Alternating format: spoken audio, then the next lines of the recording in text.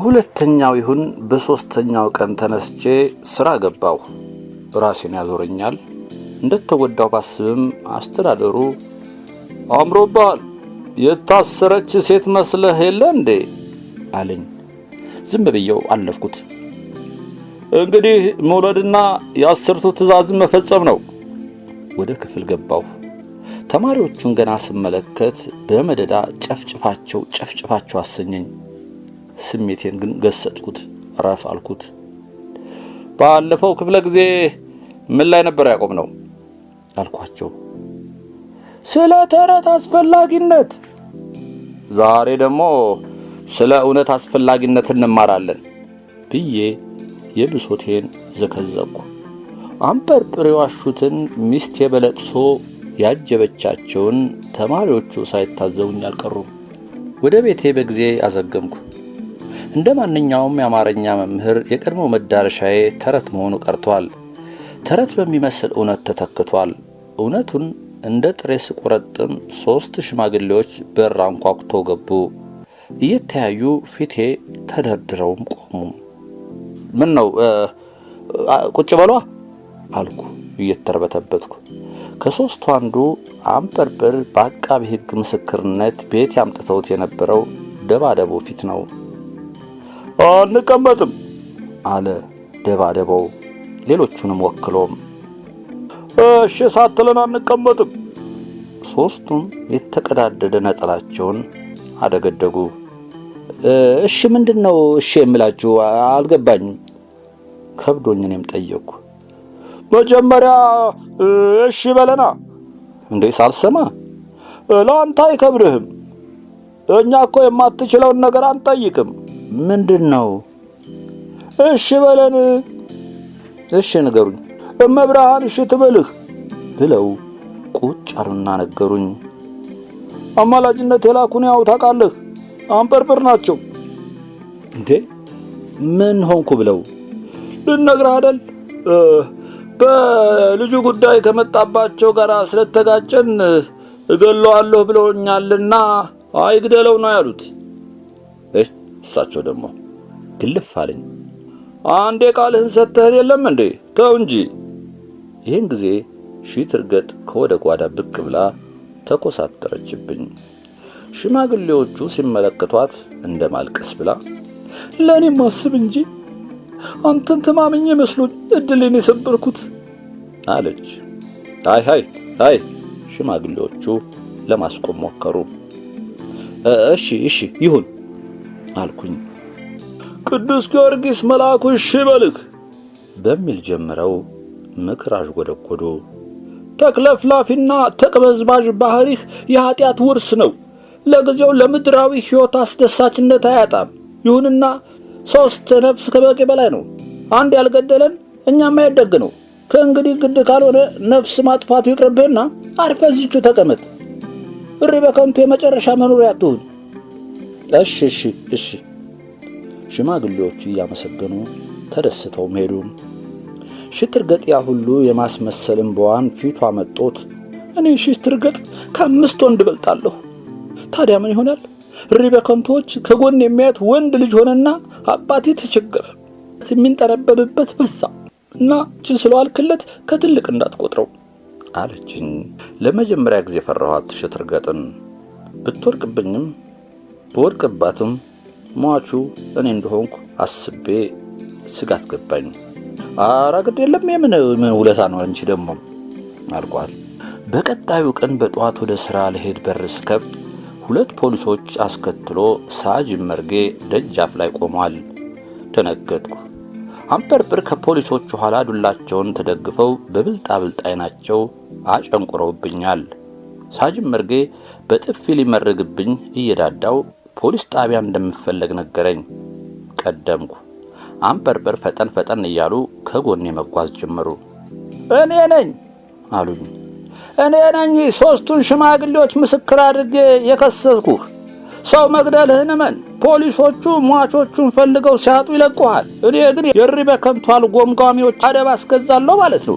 በአንተ ወደ መታፈሬና መከበሬ መለሳለሁ አሉ። አይዳይ አዘንኩ። በ3 ነፍሶች ማጥፋት ተከስሼ 14 ቀን ተመረመርኩ። መርማሪ ራሱ ሳጅን መርጌ ነው። አሁን ታሁን መረገብኝ ስል ጀግና ወዳለሁ አለኝ። ጀግና ስመረምር ደስ ይለኛል። እኔም ጀግና ነበርኩ። አየህ፣ ፈፋ ለፈፋ የሚዳፋ ግርማዊነታቸው አማላጅ ልከውብኝ ነው የተውቁት። 16 ነፍስ እጅ ላይ አልፏል ታውቃለህ። ታዲያ አንዳንድ ቀን ወደዚያው ልመለስ ይሆን እላለሁ። አሁንም ራሱ ይነሽጠኛል አለኝ። በወዳጅነት ትከሻዬን ቸብ አድርጎ ቀጠለም። እኔም አልወደው ፈሪና ሌባ ነው። ከቻልኩ ሞት አስፈርድባቸዋለሁ። ለነገሩ እዚህም የምቀጠቅጣቸው ከሞት በላይ ነው። ፈሪነቴን ቢያውቅ አለቀልኛ። ጀግንነትን ለመተወን በጽኑ ተዘጋጀሁ። ማቾች የታወቁ ናቸው ወይስ ከዚያም ያልፋል ሲል ጠየቀኝ። አረ ነገሩስ ብዬ ዝም አልኩ። አጣብቂኝ ገባሁ። ገደልኩ ብል አፍኔ የከፈተ ዘብጥያ ውስጥ ራሴን መወርወሬ ነው። ውሸት ነው ብል የመርጌ የሞት እኩያ ዱላ አለ አልኩ። እርሶ ፈልገው ቢደርሱበት አይሻልም ጌታው? አንተስ ብትነግረኝ ምን ክፋት አለው? አይ ይሄ የጀግናው ወጉ አይደለማ። እሱስ እኔም የወደድኩልህ ሙያ በልቡ መሆንህን ነው። እንግዲህ ቃል እንግባባ። እኔ ተዚህ መንቅዬ አወጣሃለሁ፣ አንተ ደግሞ ደመኞቼ ብዙ ናቸው። ተዚህ ተወጣህ ላትተወኝ ቃል ግባል። ያንበርብር የጠብ ቃል ኪዳን ትዝ አለኝ። በግንባሬ ላይ ተጽፎ ይከታተለኛል። ሌላ ምን አማራጭ አለኝ? ይሁን እሺ አልኩኝ። ተጨባበጥን። ከዚያች ዕለት በኋላ የነበረው 10 ቀን በእስረኛ ደንብ አላሳለፍኩም። መርጌ ማታ መጥቶ ለምርመራ ይዞኝ ይወጣል። ይህን ጠጅ ስንመረምር አምሽተን ፖሊስ ጣቢያችን እንገባለን። 2 ነፍሰ ገዳይ ግንባር በመፍጠር እሪ በከንቶች ተርበተበቱ። አንበርብር ብቻ ተንጠረበቡ። አላልኳችሁም እንግዲህ ሰው ሁሉ ደመ ከልብ ሆነ አሉ። ሳጅን መርጌ ለትምህርት ቤቱ የጻፈልኝ ደብዳቤ አስፈሪ እንዲሆን ሐሳብ አቀረበ። ይሁን አልኩ። በ3 ነፍስ ማጥፋት ተጠርጥሮ ቢታሰርም ማረጋገጥ ስላልተቻለ ብቻ ምርመራው በእንጥልጥል ተይዞ የሚል አለበት። ዳይሬክተሩ ደብዳቤውን ካነበበ በኋላ የጥንት ወዳጅነቱ ጠፍቶ ካስፈለገ በቦታ ሰው ተክተን ያሰኛን እረፍት መውሰድ ትችላለህ አለኝ። አረ ግድ የለም ለኔም ስሰራ ይሻለኛል አልኩት። ድንቅ ተቁለጨለጨ። ቦካኝ። ይሁንና ሳምንት ማስተማሬንም እንጃ። እንደገና ለ7 ቀን የምቀርበት ከአቅም በላይ የሆነ ጉዳይ ገጠመኝ። እንዲህ ነው። አንበርብር እንደተፈታው ሌላ ወሬ ጀመሩ። የተለቀቀው አንጎሉ የተቃወሰ መሆኑ ተረጋግጦ እንጂ መግደል እስከሏል የሚል። አሁንስ አበዙት ስል ሽትርገጥ ፊቴ ላይ ትጋረጣለች። በስተርጅና ዘመኑ ታፍሮና ተከብሮ ቢኖር አሁን አንተ ምን ትጎዳለህ? ልትወድቅብኝ ይሆን? ልትጨፈልቀኝ ይሆን አልኳት። እሪ በከንቶች አንዳንዴ ባለቤቴን ደጃፍ ላይ ጠርተው አናግረዋት ሄዳሉ። ነገሩ ልምምጥ መሆኑ ነው። ባለቤትሽ እንዴት ነው? አሁን ከሰሞኑ ብሶበታል ትላቸዋለች። እኔስ እድሌ ነው። ቤት ቁጭ አድርጎ ነው የሚያሳድረኝ። አባዬን ማን እንዳንጓጠጠው እንጃ። አሁን እጄ ካልገደልኩ ሲል ነበር ያደረው። ስራው ሲሄድ ግን እኮ ጤነኛ ነው የሚመስለው። ቀን ሲያብሰለስል ይሆንና ሌት ነው የሚነሳበት። ይሄን የመሰለ ልጅ ምን አገኘው ይሉና የፍርሃት መርፌ ተወግተው ሄዳሉ። አንበርብር ተፍነክንከዋል። ሰፈሩን በማናህሉኝነት ያስሱታል። እሪ በከንቶች ለምን ለትንሽ ትልቁ ይነግሩታል ሲላቸው ዋላ የልጅ ባል ስጋው አይበላ ይላሉ። ለጥቃት ነው እንጂ። እኔን ደግሞ አንዳንዴ ብቻህን ብትነጋገር ያየኸው ላይ ብታፈጥ ደግ ነበር ብለው ይመክሩኛል። አንድ ሌሊት ባለቤቴ ያለ ወትሯ ተነስታ በሩን ከፍታው ተመልሳ ተኛች። ምን ማድረጓ እንደሆነ በማብሰልሰል ላይ ሳለሁ በተከፈተው በር ድንገት 3 ጠብደሎች ገቡና የተኛሁበት ላይ ተረባረቡብኝ። አንዱ ግንፍሌ እንደሆነ በፍልጥልጥ ጸበኛ ንግግር አውቄያለሁ። የፊትኛ አስረውኝ ሲጨርሱ አንበርብር መጡ። በሉ እንግዲህ ይደርና ሊነጋጋ ሲል ጠበል እንወስደዋለን። እናንተ ሄዱና ሰዓት ሲደርስ ቀሰቅሳችኋለሁ። እንዲህ ነው ጎረምሳ ብለው ከሸኙ በኋላ ወደ እኔ ዞሩ። አየህ የሪ በከንቱ ሰዎች አታውቃቸውም። ከጤነኛ ሰው ማመዛዘን የጎደለውን የተቃወሰውን ይፈራሉ አልኩ። አንተ ጠበል እንድትሄድ ብር አዋጥቷል አይገርምህም? ነገ ጠበል ትሄዳለህ። ወዲያውም ላንተ ጥሩ ነው። የተደበቀ በሽታ ካለህም ይወጣልሃል። ለኔም ጥሩ ነው። እንዳማትነቴ መፈራትና የመከበር ተካፋይ ሆናለሁ ማለት ነው። 1 7 ተጠምቄ 2 7 አቋርጬ መጣሁ። የመጣ ይምጣ ወደ ማለት አዘነበልኩ። ይህንን አንበርብር ተረድተውት ኖሮ አንድ ዘዴ ተጠቀሙ። ቅዳሜ ጧት የልጅ ልጆቻቸውን አክተልትለው መጡ። እኔ አንበርብር እንደሆኑ ሳውቅ ኩርፊያ ከናነኩ። አባዬ ጧት ምን ነው በጧቱ መጣህ ትላቸዋለች ትርገጥ። ልጆቿን መለስ ብላ አለማየቷን ገና ዛሬ ልብ አልኩ። በለታ ያለሽ አንቺ ደግሞ ጋዜጣውን ሁሉ አምጥተን እዚህ ለጥፈ ነው ልጆቹን በምን ላስጠናቸው አሉ። ሆን ብለው ሊያስጮሁብኝ እንደዶለቱ ገመትኩ። በሉ ልጆች አንቺ ትልቋ ይህን በትላልቅ የተጻፈውን አንብቢ። አዎ እሱን በያ ምን ያርበትብትሻል? ልጅቷ ዘግይታም ቢሆን አነበበች። ታዳጊዋን የደፈረው በ15 ዓመት ጽኑ እስራት ተቀጣ ይላል። አነበበች። ጆሮዬ ቆሟል። ጥሩ አንቺ ደግሞ ይህንን አንብቢ። አዎ እሱን በያ። ከሆዷ ስትቆጥር ዝምታ ሰፈነ። የልጆች እናት የጠለፈው 12 ዓመት ተፈረደበት ይላል። ጉድ ፈላልኩ በሆዴ። ይህ ሁሉ እኔ ግድግዳ ላይ ነበረም። ለምን ለጠፉት? አንቺስ ይህ ምን ይላል? በይ ፊደሉን ስጠቁምልሽ አንቺ ደግሞ ጥሪ። ይሄ ከፍተኛው ፍርድ ቤት በደፋሪው ላይ የ14 ዓመት ቅጣት ወሰነ ይላል። ያንሰዋል አሉ አንበርብር። እኔ በሆን ይግባኝ እላለሁ ቀጠሉ። የተከናነብኩበት የተኛው መስዬ ትንፋሽን አበረከትኩ። አንቺ ትንሿ ይሄን አንብቢ። አልችልም። እስከ ዛሬ ምን ሲደረግ በሞክሪ። ለነገሩ እኮ ዘርዘሩን ይዘሽዋል። ቅጥሉ ነው የሚቀርሽ። እኔ ላንብብ። ልጁ የተደፈረችበት አባት ደፋሪውን ገደለ። ፍርድ ቤቱ 4 ዓመት ጽኑ እስራት ፈርዶበታል። የኔ መግደል ካንተ መድፈር ጋር አይነጻጸርም ማለታቸው እንደሆነ ገብቶኛል። እንዳልሰማ ዝም ብዬ ዝምታና ጭጭታዬ የማድፈጤ ብቻ ሳይሆን በፍራቻዬ ዳግመኛ የመወረሬ ምልክት ነበር። በቅሎ ማሰሪያዋን በጠሰች፣ ለገዛ ራሷ አሳጠረች ነው። እንግዲህ ማሰሪያዬን በገዛ ራሴ አሳጥረዋለሁ። አንበርብር ቀድሞ የነበረኝን ነጻነት አይሰጡኝም። ቀልቤ ይቀነሳል፣ ቋጥሮዬ ይበጠሳል። በተቀናነሰ ቀለብ፣ በተጣበበ ቅጥር ባርነት ቀመስ ሕይወት መምራት። ወደ ነበርኩበት ለመመለስ የሚጠቅመኝ የአንበርብር ልብ ማለዘብ ብቻ ነው። ነጭ አረቄ ገዝቼ ወደ ቤታቸው ሄድኩ። ወደ ውስጥ ስዘልቅ የልጅ ልጆቻቸው እስከ መንጅላት እያስቆጠሩ ነበር። ዋ እናንተ ልጆች ይላሉ።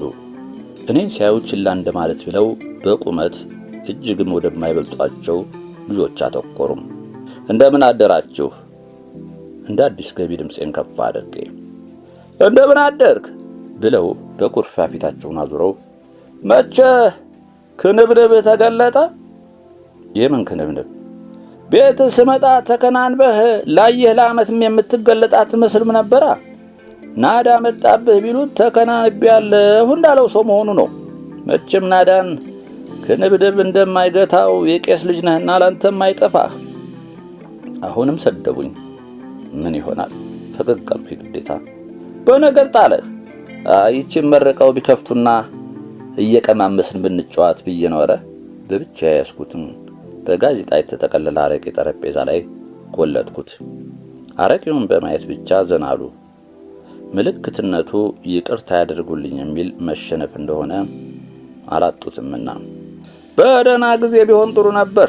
አንተ ግን ሲያዝሉት ነካሽ ሲያወርዱት አልቃሽ ሆንክብኝ ብለው የጨው አምድ የመሳሰሉ የልጅ ልጆቻቸው ላይ አፈጠጡ። ወደ ጓዳ አትገቡ አዋቂ ሲያወራ እየተደነቃቀፉ ገቡም። አረቄውን አንስተው ጋዜጣውን እንደ መጋረጃ ገለጥ አድርገው አዩ። የፈረንጅ ነውና በል እንደ ጥፋት ቢሆን ሰንጋ መጣል ይገባ ነበር። ግን ምን ይሆናል?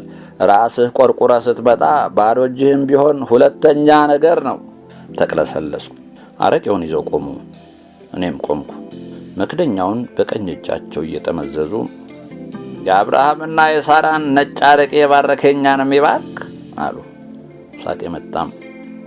ራሴን ተቆጣሁት። ለዚህ አማቻችን ልብ ስጠው፣ የሚደባደብበት ቀልብ ስጠው፣ አማቱን የሚፈራበት ዘር ስጠው፣ ትዳሩን አጥብቆ የሚይዝበት። ጨረሱና በክዳኑ ቀመሱ። ቁርስ ሳንበላ ስለተያያዝ ነው ገና ሁለት መለኪያ እንደቀነደብን ሞቅ አለን። ሞቅታ ደጉ በክብር እሳቸው ዝቅ እኔ ከፍ እያልን እኩያ ሆነን ተሰማኝ። እንዲሁ በቁመት እኔ ዝቅ እሳቸው ከፍ ያሉ ይመስል ትክክልነት ሰፈነብን። እንዲረሳሳ የምፈልገው ጉዳይ አነሳሁ በሞቅታ። ያኔ ስለ ጆቢራና ስለ እርሷ አባት ያነሳሁት እጎዳ ብዬ ሳይሆን ያው ለወግ መነሻ እንዲሆን ነበር። ሟያ በሚቀፍ ሞቅ ያለ እይታ ቆዩብኝና መጫጣሁት አሉ። ሞቅታዬ ልትበር ካቆበቆበች በኋላ እየተረጋጋች እውነት አልኳቸው። ኋላ ውሸት ነው ሰማህ ወይ? ከነተረቱ እኮ የሚባለው የአርበኛ ልጅ ይወጋል፣ የአሮጌ ልጅ ያዋጋል አይደለም? በነገር ወጋጉኝ። ግልፍ ሊለኝ ካለ በኋላ ያለሁበትን አስታውሼ ተውኩትኝ። በቸም አባቴ ፈሪ ከሃዲ ነበሩ የሚል ምድርን ቢያስሱ አይገኝም። እንዳውም የፈረሰውን የአባቱን ታሪክ የሚጠግንና የሚያበጃጅ ይበዛል። ጆቢራውም አባቱን ተኔው አባት ጋር አቆራኝቶ የሚያወጋው የዛው ቢጤ ነው። አሬግሬሳ ሳይንጠለጠል ያድጋል። ገና ዛሬ አዛውንት ሆኖ ታዩኝ። ወጌን ለበደፍደፍ ተመቻችቼ ተቀመጥኩ። ጆቢራ እንደሚለው ሳይሆን እሪ በከንቱ ስሟን ያገኘችው ከምየ ምኒልክ ነው። ገና አዲስ አበባ መቆርቆራም አይደል? ዛዲያ እንዲያና እንዲህ ሲባል እሪ በከንቱ ያኔም ነባር ሰፈር ናት። አጤ ምኒልክ ጊዮርጊስ ቤተክርስቲያን ሲያሰሩ ሆነ ጣይቱ ሆቴልን ሲቆረቁሩ በዚሁ እየተላለፉ ነው። እሪ በከንቶች የአጤውን አጃቢ ተኋላ ኋላ 3-4ቱን እያዳፉ ያስቀራሉ። ጠመንጃ ለመግፈፍ እኮ ነው። አጤ ምኒልክም ጣይቱ ሆቴል ደርሰው ባላምባራስ ሲሉ የለም፣ ባልደራስስ ቢሉ አሁንም የለም። ያያቸው የለም ወይ አሉ። ዝም ብቻ እስከ ዘብጡ ድረስ አጭር መነሽር ይዘው ተኋላ ኋላ ሲያደፈድፉ ነበር የሚል ይገኛል። ዛሬም ያው ነገም ያው ሆነ። በዚህ መካከል አጤ ምኒልክ ተሶልዶቶ የማረኩት ጠመንጃ ያሽቆለቆለ ሄደ ከማለቁ በፊት አሉና እሪ በከንቱ አፋፍ ላይ ማስታወቂያ ስለጠፉ በዚህ አትተላለፉ፣ ለንጉሥ ያልተመለሰ ሽፍታ አለበትና ወደ አራዳ የምትሄድ ላይላዩን አዲስ መንገድ ተከፍቶልሃል። ይህን ያን በዚህ የተላለፍ እሪ በከንቱ ነው የምትለው። ተዚያን ጊዜ አንስቶ ስሟ እሪ በከንቱ ሆኖ እሪ በከንቱ ተባለች። አሃ ለዚህ ነው መቼም ባትኖርበትም ታውቀዋለህ። ወንድነትና ጠመንጃ ተገጠሙ ያቅበጠብጣል። ምን ማለታቸው ነው? ሳይወርፉ ማውጋት አያውቁም። እሪ በከንቱም ትቅበጠበጣለች። ጠመንጃው በነፍስ ወከፍ ተዳርሷል።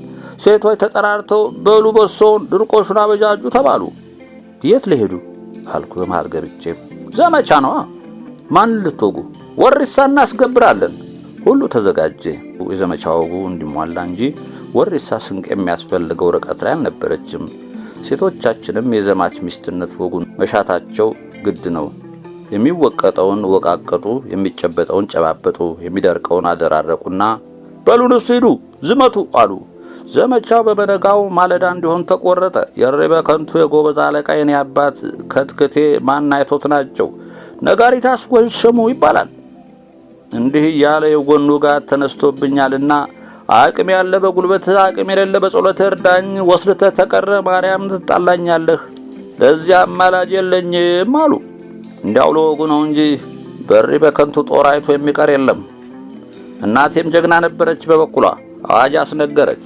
ጀግና ወዳለሁ ወደ ኋላ የምትልበት አንዳችም ጉዳይ የለም። ከጦር ሜዳ ብትሞት ልጅህን ተማሪ ቤት አስገብቼ እንደ ልጅ አንከባክቤ ይዛለሁ፣ ይሄ ቃሌ ነው አለች። አባት የዕለቱን ደብዳቤ ወደ ወሬሳዎች ላከ። ደረስንባቸው ሳይታጠቁ ማለት አላቃተንም።